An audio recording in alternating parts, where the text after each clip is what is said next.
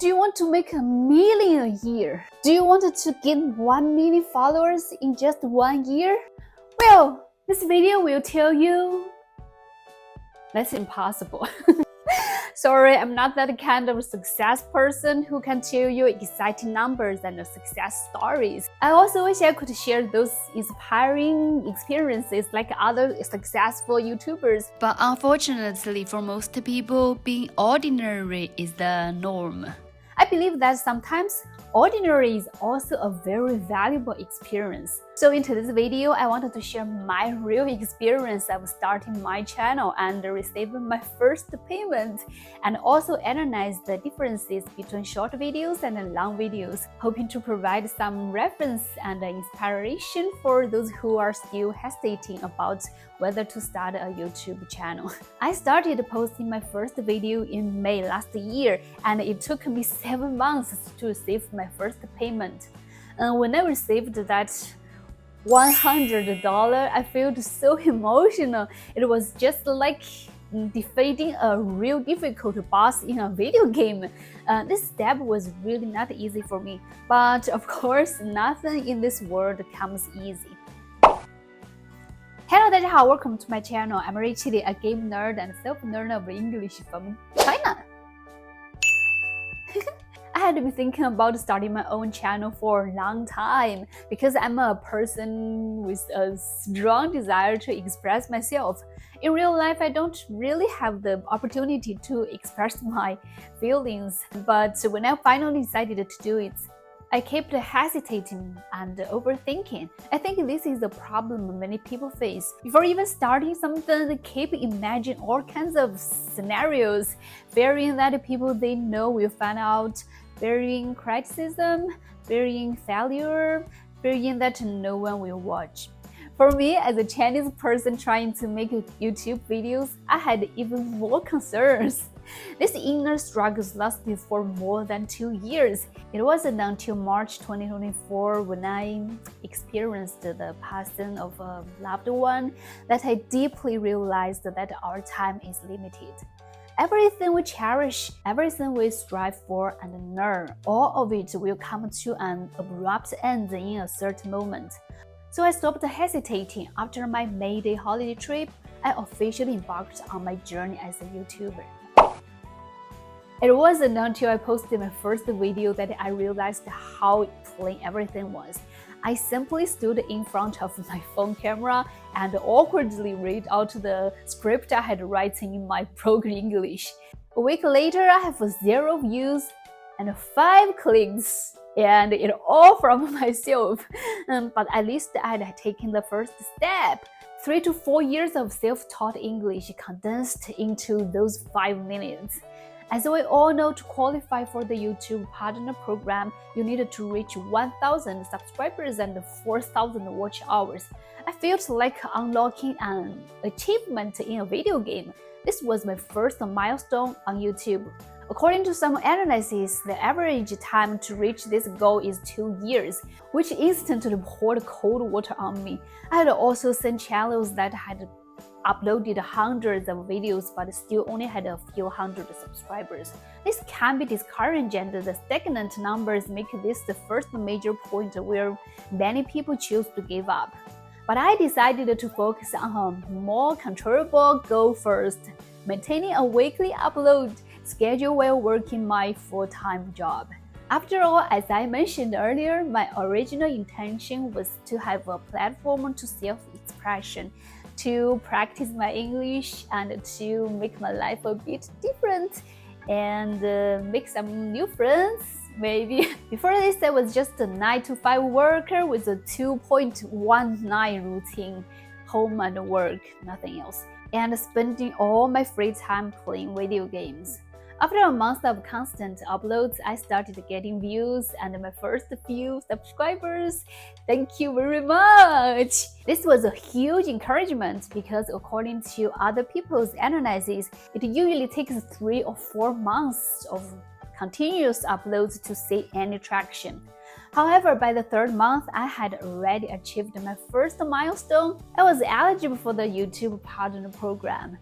I followed the step to register for Google AdSense and I filled in my test information, payment details, and a mailing address. Google then sent me a PIN verification letter to confirm my address.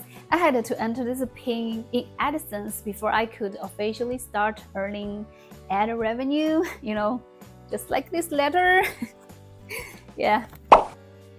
At this point, many people might wonder, isn't YouTube banned in China? How was I able to do all of this? Some even suspected that I was officially certified to do propaganda work. That's really ridiculous, but also quite funny. And the most important thing is I don't want it to be seen as a tool. I'm a person and I have my own thoughts. Yeah, maybe. To clarify, the PIN letter was sent from Singapore and delivered to me by China Post. The envelope had a big Google logo on it. This proves that YouTube does not prevent Chinese users from monetizing, and China does not block such international mail. Also, the international phone number I used to access the global internet was registered with my own Chinese ID card. This SM card is issued by China Telecom and supports all types of ID registrations, both domestic and international. The 100 payment from Google was directly transferred to my Chinese bank account. The process was a bit complicated, but I didn't encounter any obstacles.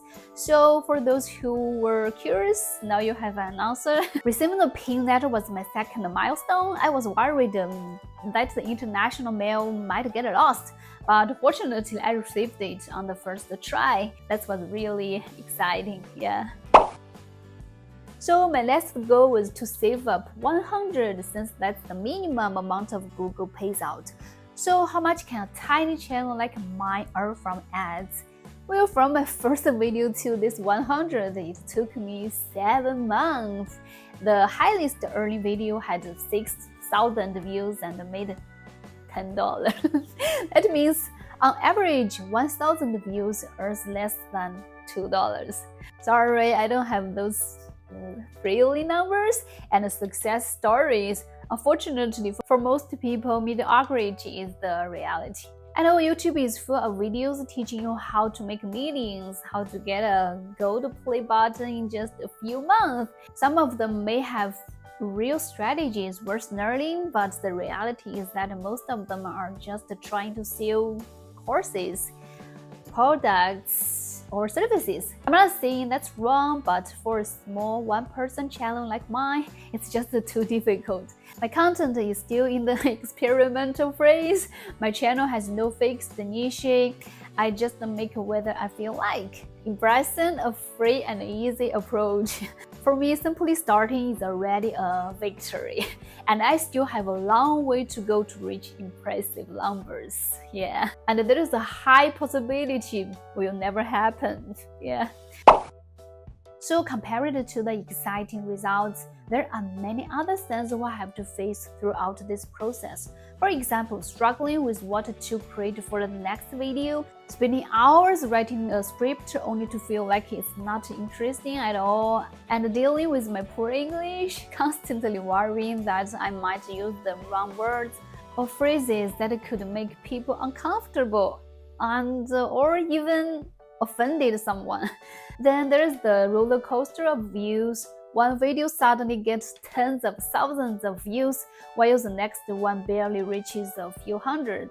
This kind of fluctuation can be mentally exhausting, and sometimes there are interesting things happening that I desperately wanted to turn into a video, but my time and skills are limited, which makes me feel really anxious.